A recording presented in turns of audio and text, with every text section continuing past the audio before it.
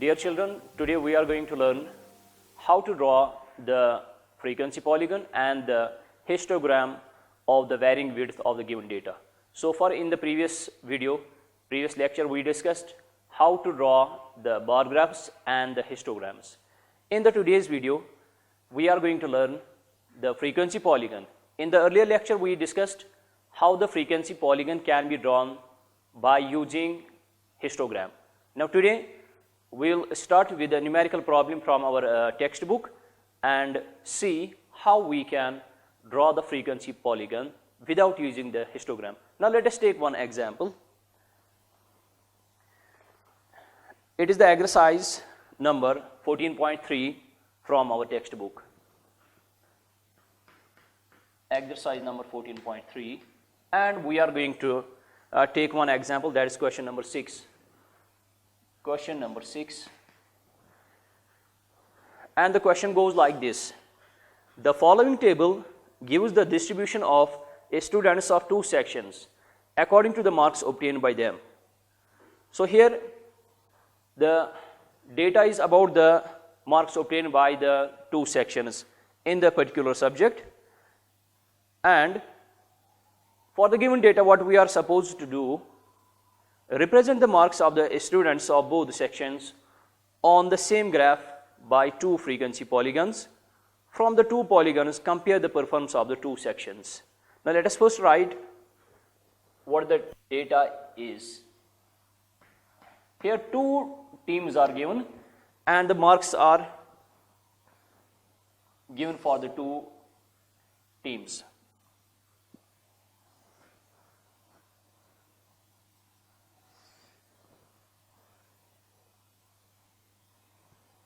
In the first column, we are going to write the marks.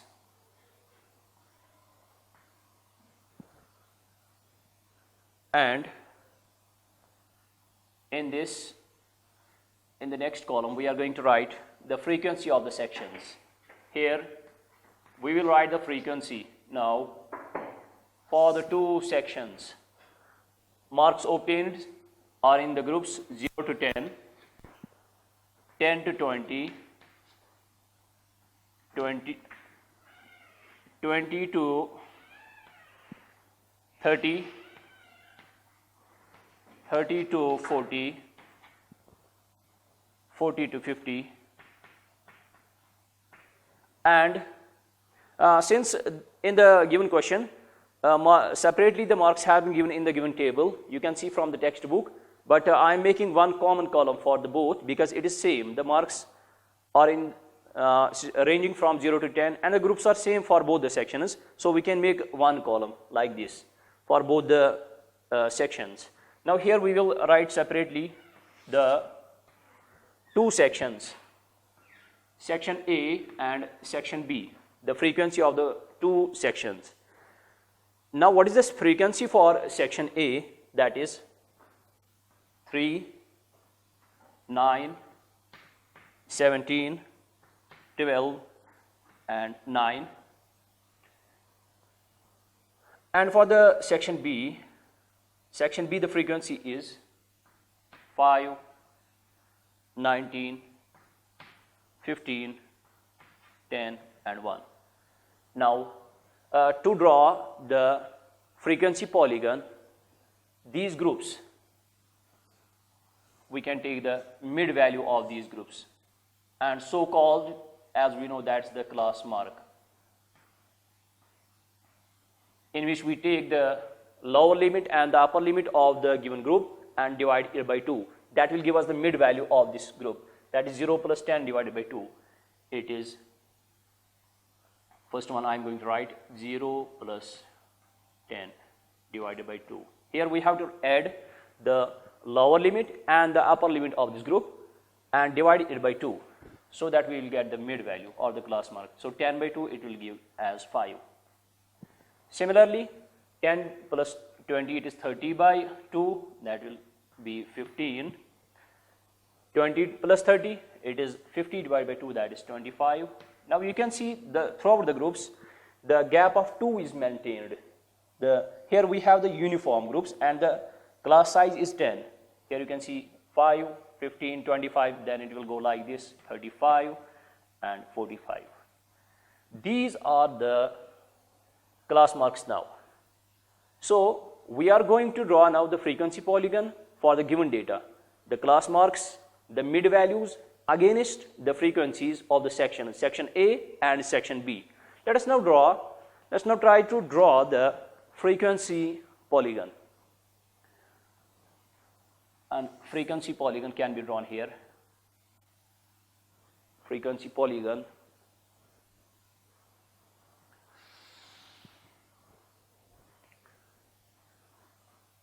We can draw it here.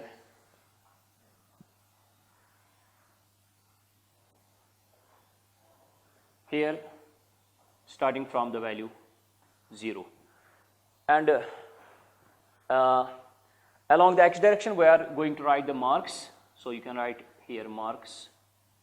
And here, as you know, as always, we write the frequency along the y-axis. So here we write the frequency. Now, it will be here. The maximum value goes up to 45. So we can make the equal divisions in terms of the 5s, maintaining the width of the 5 throughout the groups. So it will be 5, 10, 15, 20, 25, 30, 35, 40, 45, 50, and you can go accordingly up to 55. Similarly, you can produce it further on the left side as well. It will be -5 and -10. These can be the classes, as we have discussed in the previous topic as well, that the classes which come before the histogram, the rectangle that we start firstly, the first rectangle, the groups which come before the first rectangle and after the rectangle. Those groups, we will discuss it later while we draw the polygon. Those groups are known as the imaginary classes. Now let us take first value, that is here 5, and taking the section A, the frequencies of the section A.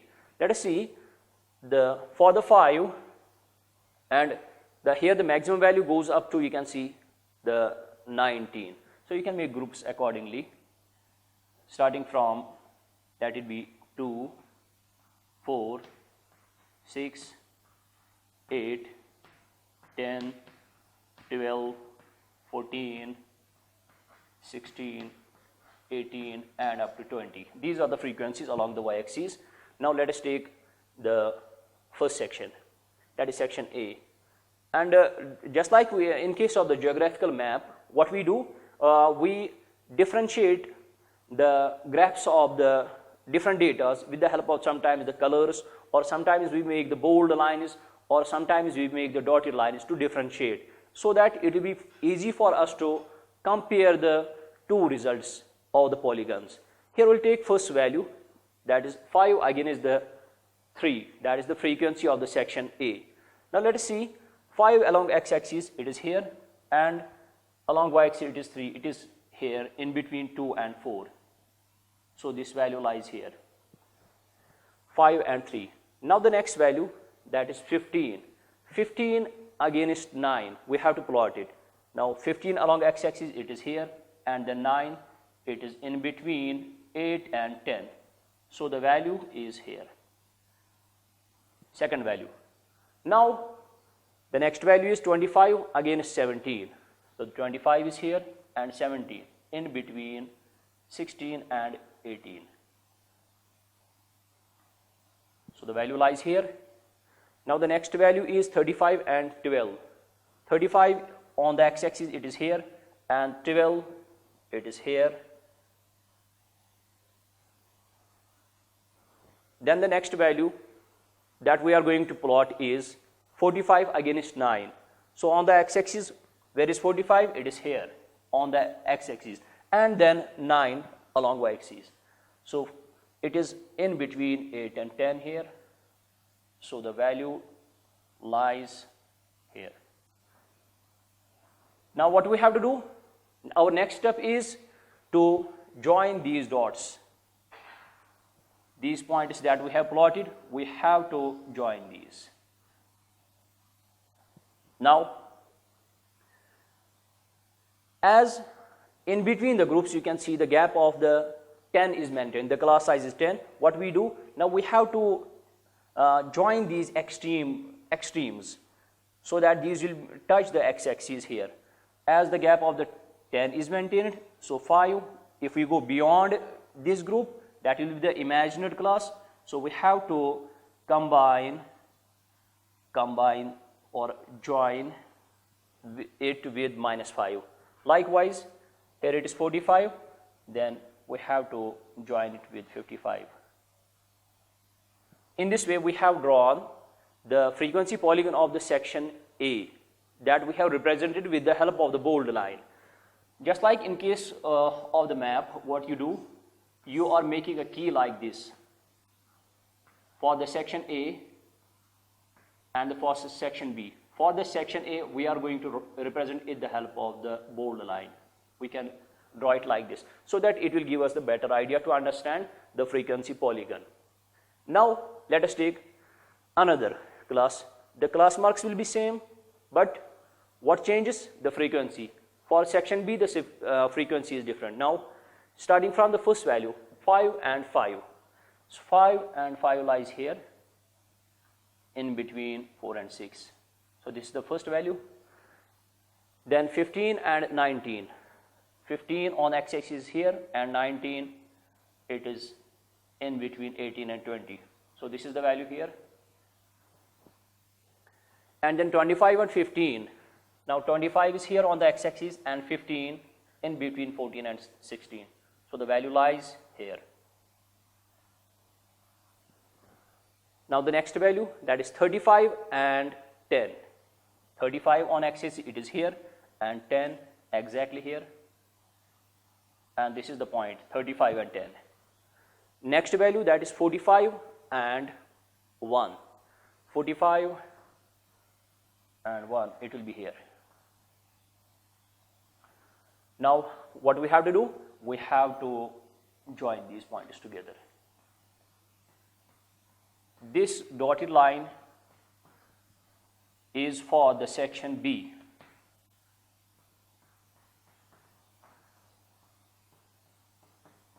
And we have to join these extremes as well so that we can complete this polygon. Now, this dotted line represents the performance of the section B, and here you can make a key for this. We are representing on the polygon the dotted line for the section B. Now, the question is compare the performance of the two sections, as you can see from the table as well. So, in case of the 0 to 10, here 3 children are from section A, and from section B there are 5. 10 to 20, 9 and 19.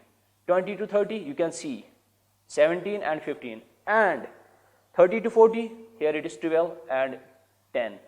From 40 to 50, in section A, 9 children have got the marks between 40 and 50. And out of the section B, it is only one child who has got the marks between 40 and 50. So you can compare the performance here as well. A maximum number of children have gained the marks, have scored the marks that are in the topper range, that is 30 to 40. So the section A has performed better than the section B. So the performance of the section A is better here than the performance of the section B. Doesn't matter here the only one value that the graph goes up, you can see, analyze from the graph, but you have to see the majority of the children who have scored the marks in the range of 30 to 40, they are contained in this graph. So the performance of section A is better than section B. Now comes the application of this polygon. As in our day-to-day life, we see the different types of the, whether it comes to the games, whether it comes to some other performances that we have, that various companies are performing, and they see the sales of the products and they can draw the polygons. Sometimes for the cricket as well, we see the performance of the two teams, the fall of the wickets every per hour, or the number of the runs scored per hour. In this way, you can find the application as well there in the cricket as well. So there is these are some of the examples we can take the real life application of the polygons. So this was the polygon, and how we can draw it without using the histogram. What we have to do, we have to simply take the class marks of the groups and plot these class marks against the frequencies, whatever may be given there. Here it was section, two sections, section A and section B. Their frequencies were given. We have plotted the polygon for these two sections and compared the performance.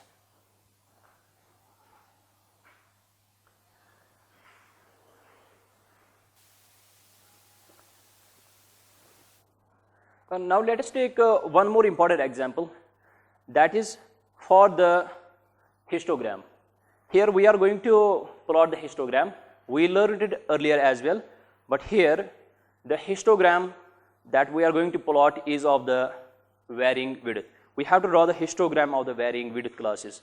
Now let us see how we draw the histogram for the varying width. It is a question number 8 of the same exercise. And the question goes like this: a random survey of the number of children of various age groups playing in a park was found as follows. The age groups are here and the number of children is also given. And what is the question for us? Draw a histogram to represent the data above. Now let us see. It is a question number 8. These questions are very important from the examination point of view, as these types of the questions have been repeated number of times in the previous exams, and you can see the sample papers of last year as well. So let us now take this example, then see how we can draw the histogram of such type of the datas.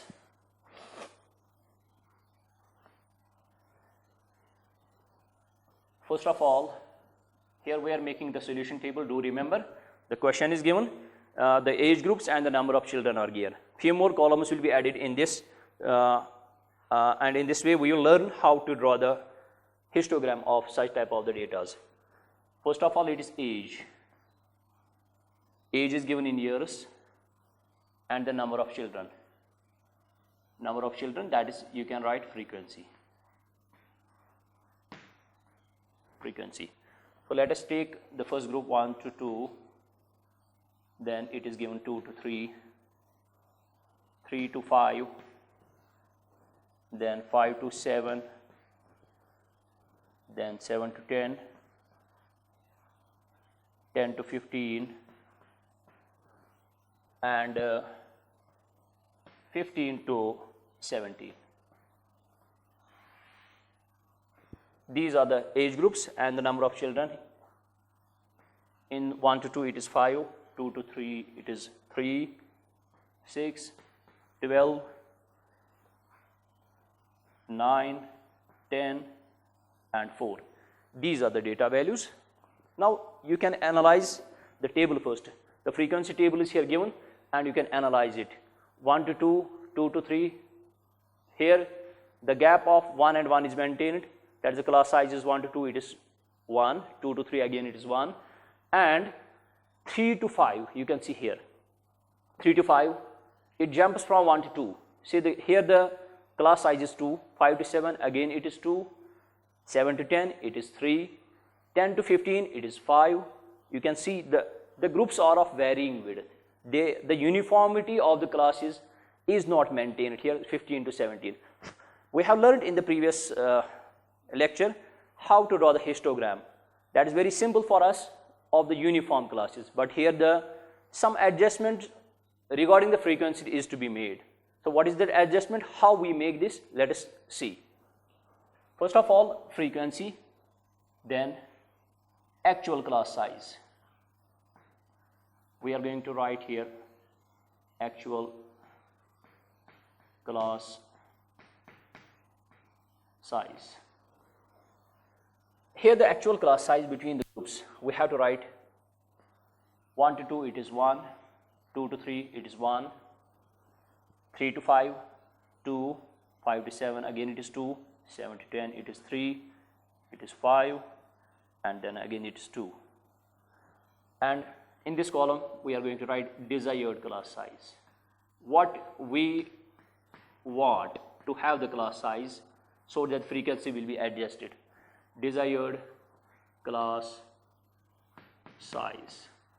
And then in this column, the last column, that's very important, that is we are going to write adjusted frequency. Adjusted frequency. The adjustment is that we make with the frequency, that we are going to write. Let us denote it with A, this with B, and this with C. In this way it will be easy for us to write a formula how to adjust the frequency of these groups. So the adjusted frequency will be equal to A divided by B multiplied by C. Remember this result. It is always the frequency divided by the actual class size multiplied by the desired class size. That will be, the desired class size will be of the minimum class, the class which is having the minimum class size. That is here 1 to 2, 2 to 3, and we take it always the desired class size. We want to adjust the classes according to the minimum class. That is here you can see 2 to 1 it is 1. Throughout we want to adjust the frequencies as per the minimum class size. Now adjusted frequencies are, these can be calculated now, A by B into C.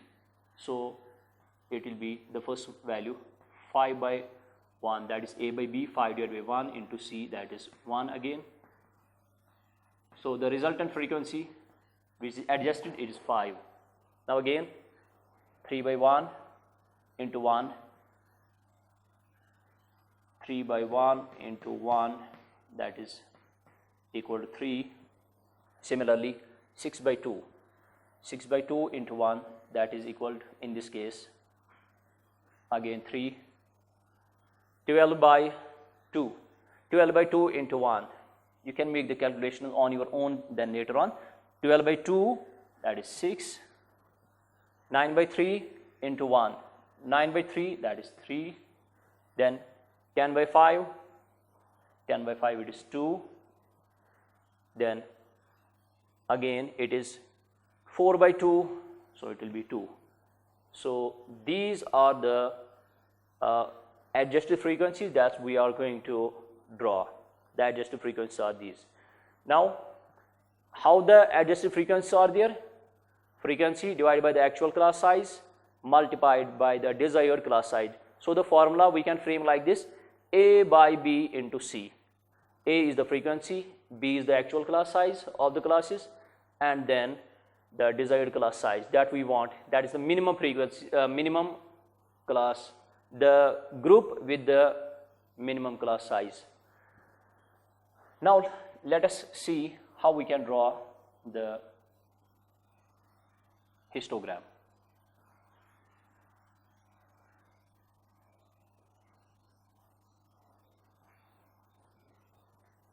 First of all, along x-axis, the groups are taken starting from 1 and up to 17. We are going to make the groups. It will be 0, 1, 2, 3, 4, 5, 6, 7, 8, 9, 10, 12, 13, 14, 15, 16, 17, and up to 18. And what we are writing along x-axis, we are writing here the age, and along the y-axis we are writing the frequency. Here we can write the classes like this: 1, 2, 3, 4, 5, 6, 7, and so on. These are the frequencies. Now the first group, 1 to 2, the frequency is 5. 1 to 2. Here it is 1 and up to 2. Frequency is 5. The first value 1 to 2 again is the frequency, that is 5 here. Now taking the next value, that is 2 to 3, the frequency is 3. 2 to 3, the frequency is 3. Then it is the next bar. Then moving to the next group, 3 to 5, it is again 3. 3 to 5.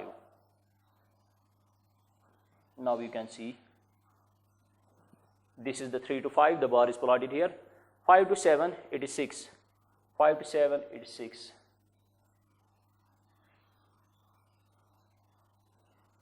5 to 7. And then 7 to 10, it is 3. 7 to 10, 3. Then we have 10 to 15, it is 2. 10 to 15, 2 is here. And you can see 5 of the bars are included in this. That is why we call this as the histogram of the varying width. And the last one, that is 15 to 17, the frequency is 2. 15 to 17, the frequency is 2. So here we have plotted the histogram of the varying width. The important point here is that what is the difference between the histogram which is having the uniform class size and the histogram which is having the non-uniform or the varying width or the non-uniform class size. Here in the first case we are not making any adjustments as the classes are uniform.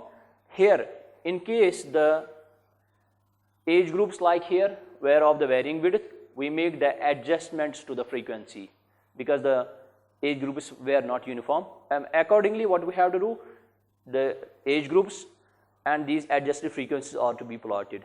In this way we draw the histogram of the varying width of the given classes. These are the very important questions from the examination point of view.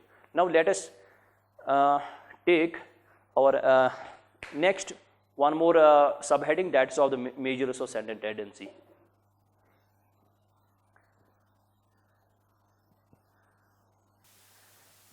Now our new topic is measures of central tendency.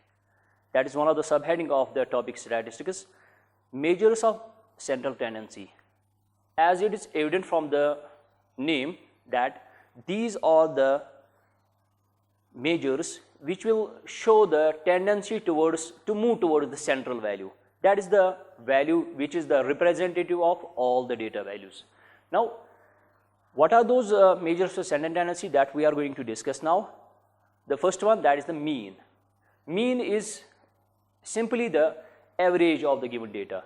Let us suppose in a particular class the marks obtained by the students in the mathematics subject are given, and what we do, if we have to say what is the average marks obtained by the students of a particular class in the subject mathematics, what we do, we are not saying all the values one by one. We don't recall all the values of our children in the class, but what we say, the average, the one value which will represent the whole class.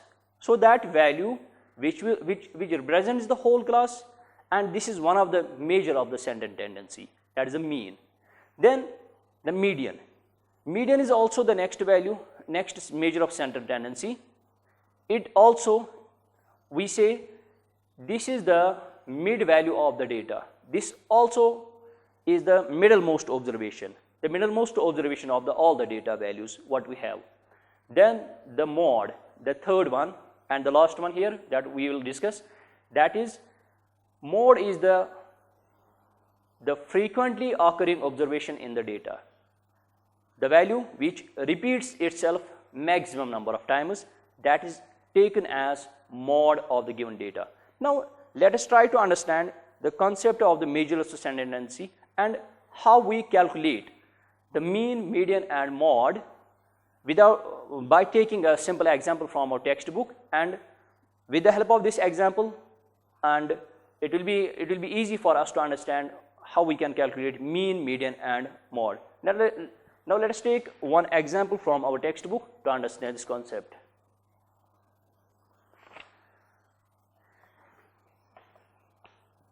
And in the previous lectures as well as we discussed that in this class, particularly in class 9th, we discussed the ungrouped data.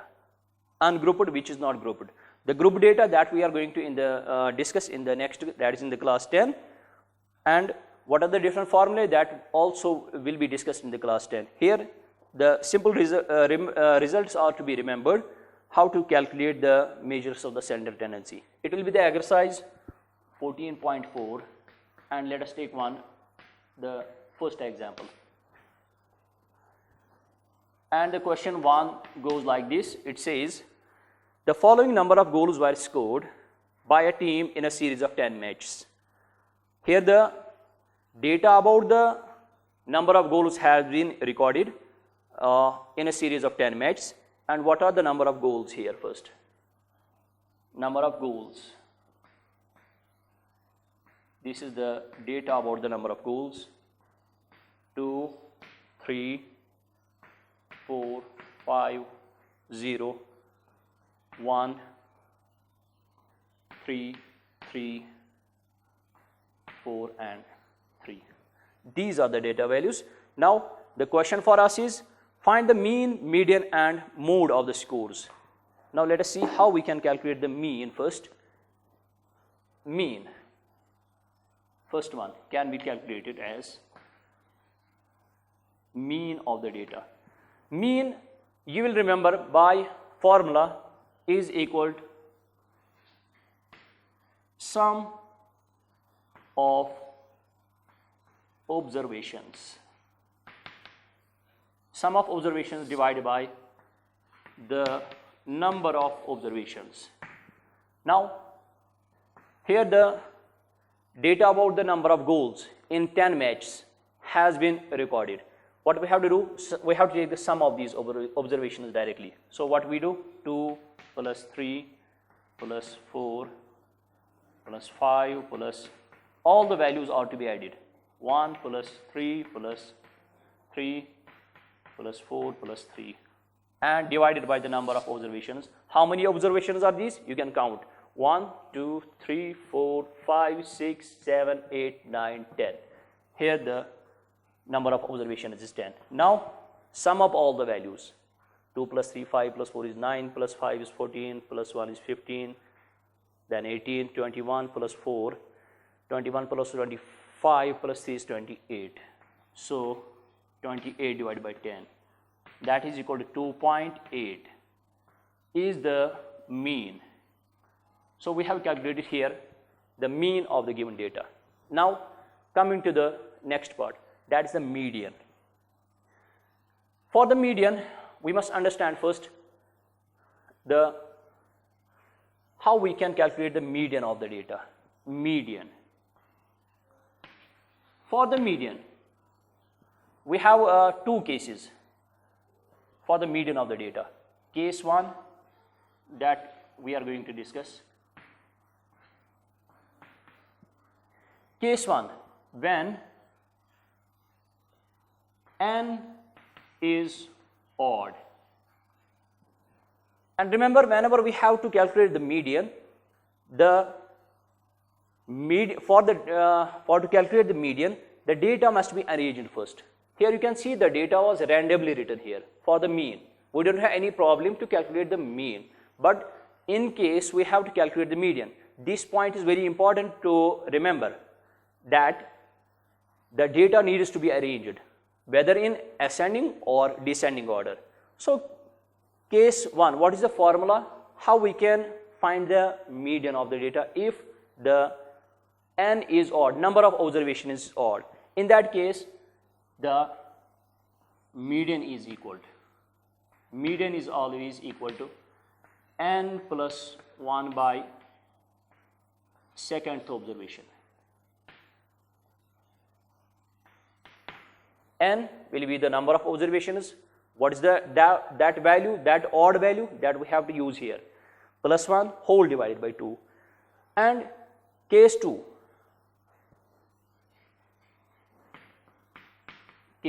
as it will be applied here as well, we have the number of observations as even, that is 10 here. When n is even, then we how to calculate this median? Median is average of the two middlemost observations. What are those? N by second observation,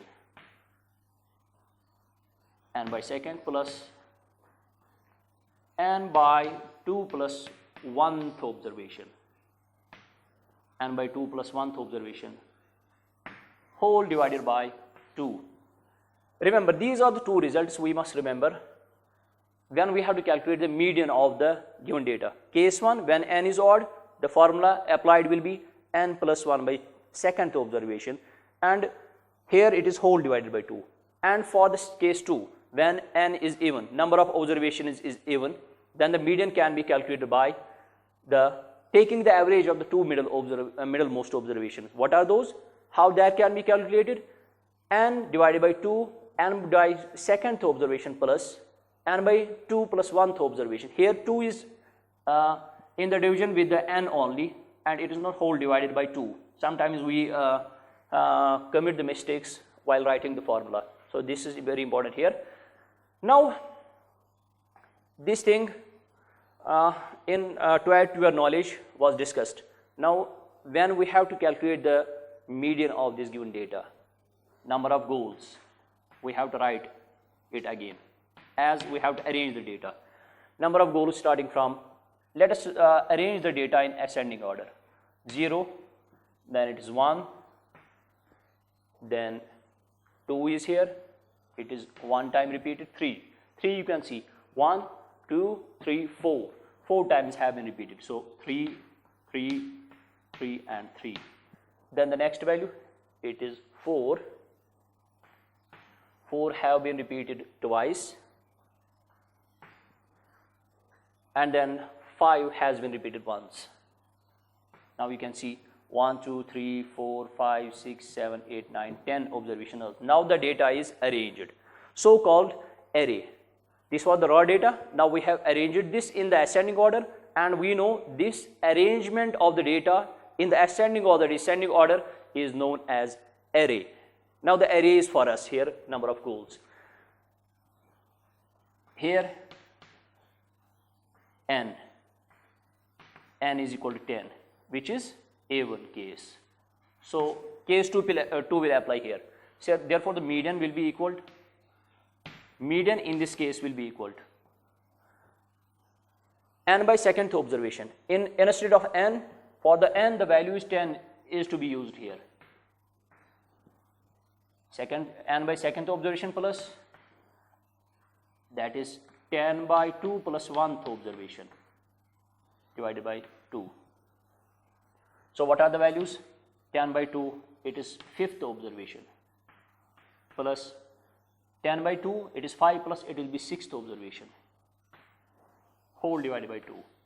Now utilize the value. What is the 5th observation?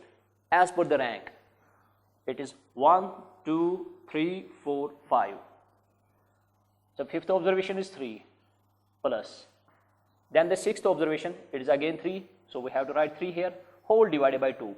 So it will be 6 by 2, that is equal to 3. Here the median of the given data, that is equal to 3. We have calculated it by using the particular formula. When the number of observations, the data values are even, then we have calculated the median. Now what is the mode?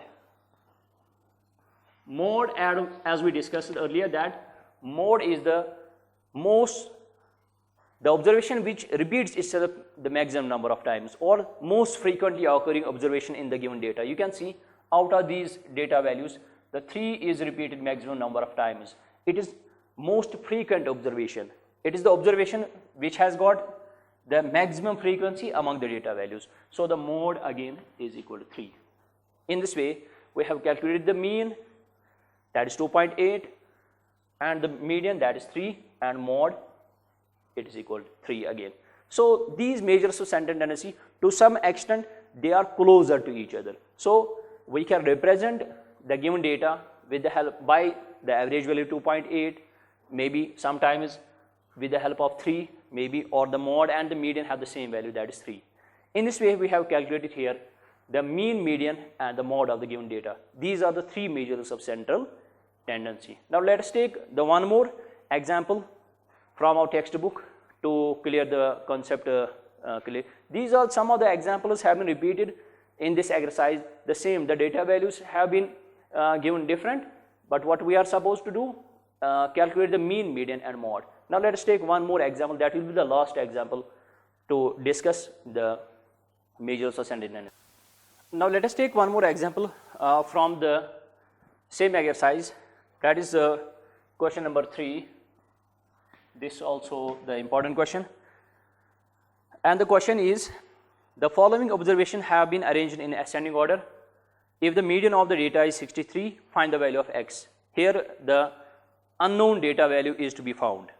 What are the data values? First, the observations are given here. We write the data like this, and this is in the arranged form. 29, 30, 32, 48, 50, x, x plus 2, x plus 2, 72, 78, 84, 95. These are the arranged data values, and the number of observations you can count: 1, 2, 3, 4, 5, 6, 7, 8, 9, 10, as it was in the previous. 2 middlemost observations here are x and x plus 2. Here the median of the data is given. The following observations have been arranged in the ascending order. If the median of the data is 63, median is given here. Median is equal to 63. Now, for this median, we know the result. We have discussed in the previous example as well. Now it is very simple for us to find this unknown value. For the median, we know the result is the average of the two values. So instead of median, we are going to take now 63, average of the two middlemost observations, that the 5th and 6th observation, that is x plus 2. These two observations, and we have to take the average divided by 2. Two observations are there, or to be divided by 2 is the average, which implies further 63 is equal to, it is 2x plus 2 divided by 2, which is further 2 can be taken common in the numerator, so it will be x plus 1 whole divided by 2. 2 and 2 can be cancelled out, so it is 63 will be equal to x plus 1, which implies 63 minus 1 will be equal to x, or we can write x is equal to 62. So the unknown data values we can find now. X is 62, and the next observation, that is 62 plus 2, that is 64. In this way, we have found here the unknown data value as well, for which the median was given. Similarly, likewise, we may have the number of examples, number of the such type of the data values for which we will be supposed to find the measures of center tendency. And that was the last example that we discussed for the measures of the center tendency. It is very simple topic. So with this measures of center tendency, we have ended up the chapter statistics. We discussed first of all, we discussed in this chapter, let us summarize what we did in the chapter statistics. We started with the data definition of the statistics, then the data, and data we classified as the primary and the secondary data. Then we classified the different types of the data, taking some examples. Then was the presentation of the data. In that part, the first we discussed the tabular presentation. In the tabular presentation, we discussed discrete frequency and the grouped frequency. In case of the grouped frequency, we discussed the exclusive method and the inclusive method. And in the next part, that's presentation, again, that is the graphical presentation of the data. In the graphical presentation, we discussed how to present the data with the help of the bar graph. Number 2, with the help of the histogram.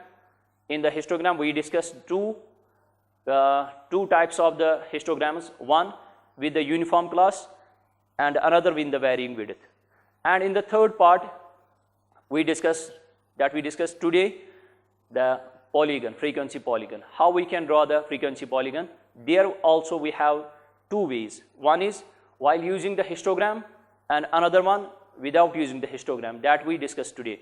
And at the last, we discussed the measures of central tendency, that's mean, median and mode for the given data values.